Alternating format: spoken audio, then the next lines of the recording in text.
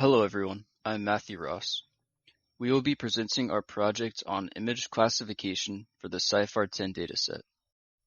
Our project is a collaboration between myself, Kenny Arando, Jose Argiles, and Richfield Quist. Image classification is a fundamental problem in the area of artificial intelligence and machine learning. Image classification is significant because it dramatically expands the abilities of computers. The benefits of image classification range from medical diagnosis to autonomous driving. In this report, we present research on the implementation of image classification using convolutional neural networks. To do so, we will be using the CIFAR-10 dataset, which consists of 60,000 32 by 32 colored images in 10 classes. The demand for image classification has significantly increased with the recent surge in artificial intelligence. Convolutional neural networks are one of the predominant image classification algorithms. In this paper, we investigate the effectiveness of convolutional neural networks for image classification. The purpose of this project is to explore different methodologies to improve the performance of CNNs. The project is important because image classification serves a crucial role in a multitude of fields. Image classification is used for autonomous driving, security, medical diagnosis, and much more. Improving image classification can save lives, enhance business operations, increase productivity, and improve the quality of life. We conducted extensive research in the areas of machine learning and image classification. Our research primarily consisted of the material provided within the course. The lectures and slides taught us all of the necessary fundamentals on machine learning. These fundamentals include supervised learning, classification, regression, and regularization.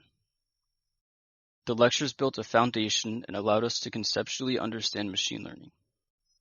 Furthermore, the lectures went into detail about convolutional neural networks, explaining the theoretical concepts and use for image classification.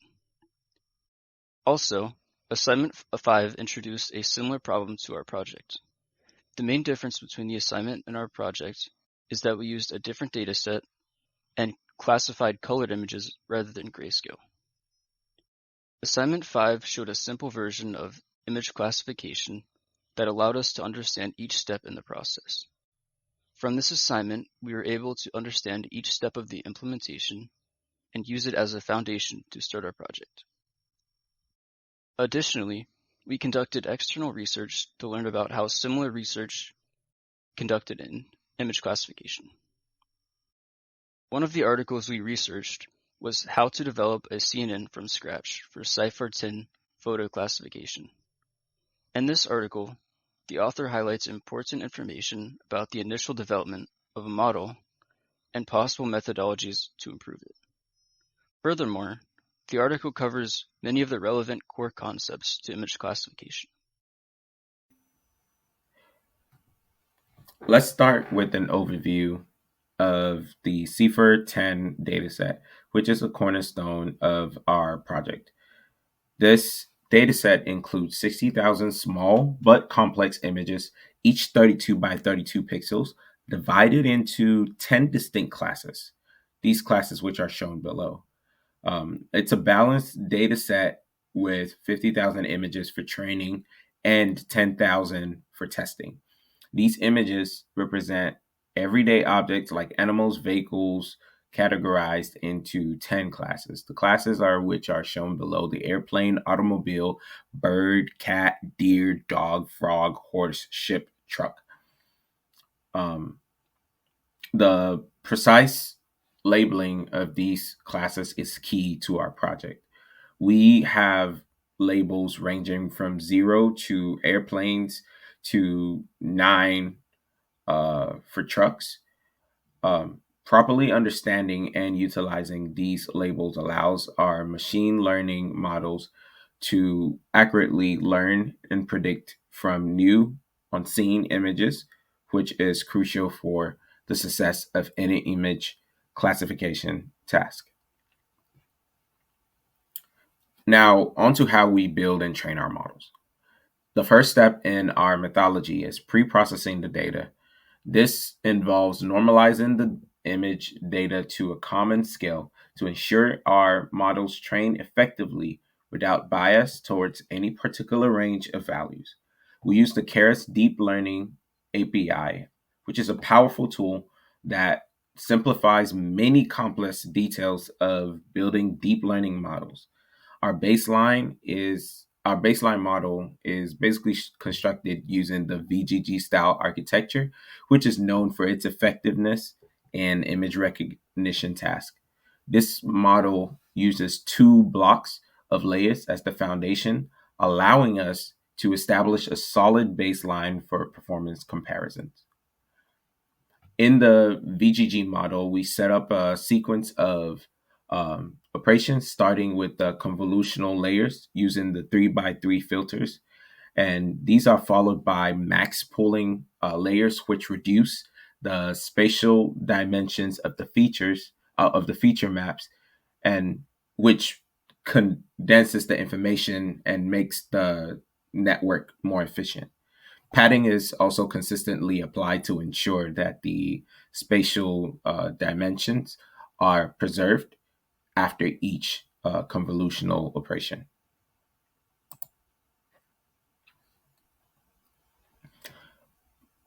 While the VGG model provides a robust framework, we're also exploring more advanced architectures like the ResNet and the Inception for their potential to handle complex data sets more effectively. ResNet, for example, introduces the skip connections, which is a novel approach that allows us to train much deeper networks by enabling an alternate pathway for the gradient during backpropagation. This is particularly beneficial for preventing the vanishing gradient problem that commonly plagues deep networks. Inception models, on the other hand, utilize a unique architecture that involves convolutional operations at various scales simultaneously within the same module. This design also allows the module to capture a broader range of features from the input images, potentially improving the model's ability to perform well across varied and complex data sets like the CIFAR-10. So, considering these architectures for future research could definitely provide us with significant insights into optimizing and just making the model performance a lot better. The ability of the ResNet to train deeper models efficiently, and the Inception model's capability to capture multi-scale features could lead to improvements in both the accuracy and the robustness of our image classification systems. So, to wrap up, our exploration of these methodologies not only enhance our understanding of advanced machine learning techniques, but they also set a solid foundation for future innovations in the field of image classification.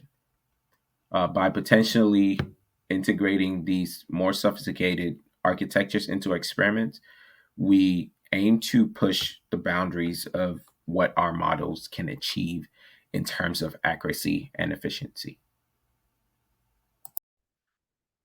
Hello, everyone. My name is Ken Aranda. I'm gonna talk about experiment and results. The first part of this topic of the project.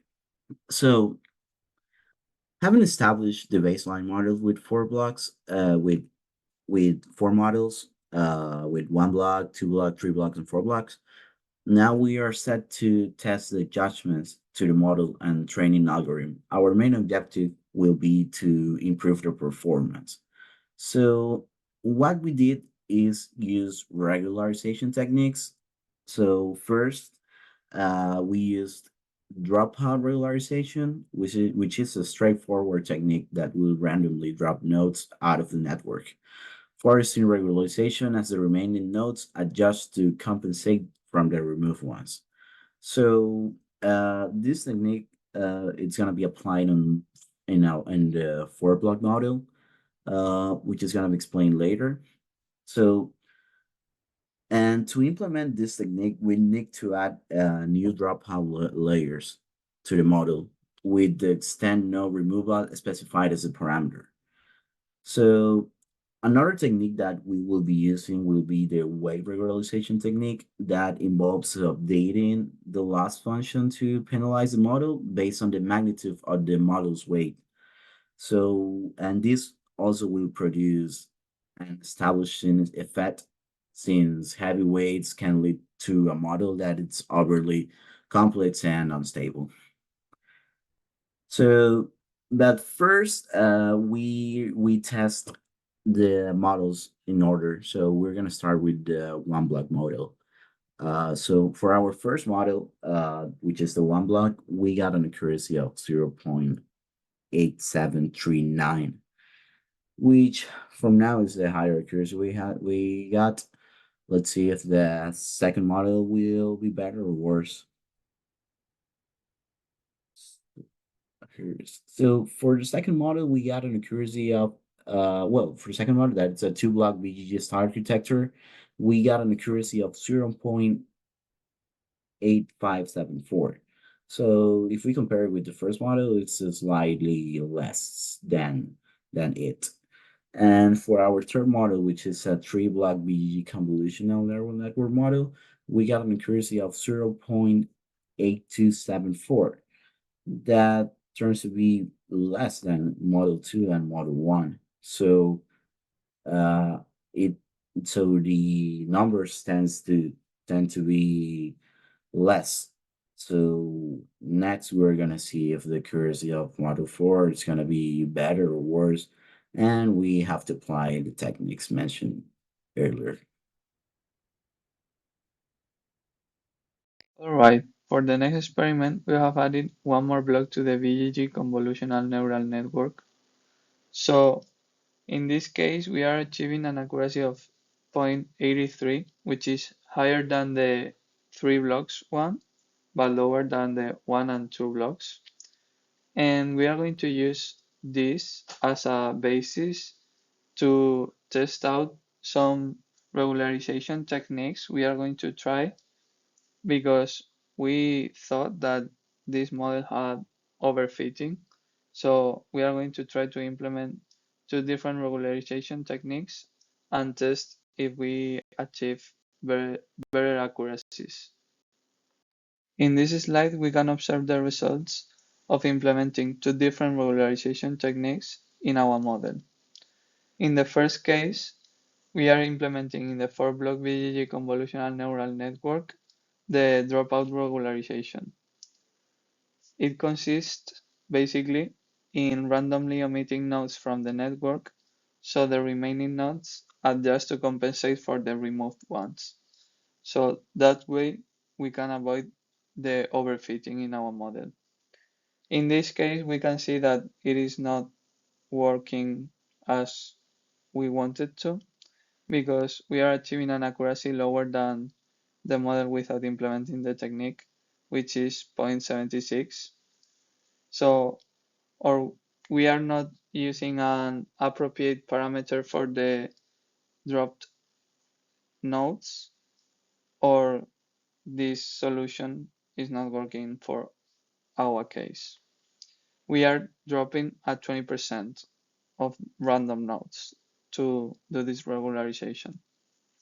In the next case, we have added to the 4-block BGG convolutional neural network the weight regularization, which consists in adjusting a loss function to impose penalties based on the model weights. In this case, we are using an L2 regularization, which adds a penalty to the loss function proportional to the square of the weights. This solution is not working either in our model because we are obtaining a lower accuracy, which is 73%. And this is the lowest accuracy of all our models we have tested out. So maybe the overfitting is not the problem in our model, or we are not implementing these solutions appropriately. Last experiment, we have implemented both regularization techniques to the 4-block model, and we have observed that the accuracy falls in between implementing each technique individually. It remains at 0.76, which is lower than implementing the dropout regularization only, but higher than implementing the weights one. I would like to mention a few conclusions we are taking from this project. First, the foundation of a successful model development lies in selecting the appropriate architecture, tailored to the specific problem at hand. Second, enhancing a baseline model requires more than just adding modifications. Each improvement must align perfectly with the problem domain to avoid diminishing model accuracy. And lastly, I would like to mention specifically the challenge we faced with the changing parameter from LR to learning rate in the SGD optimizer. This significantly affected the model performance across the different versions. Thank you for watching.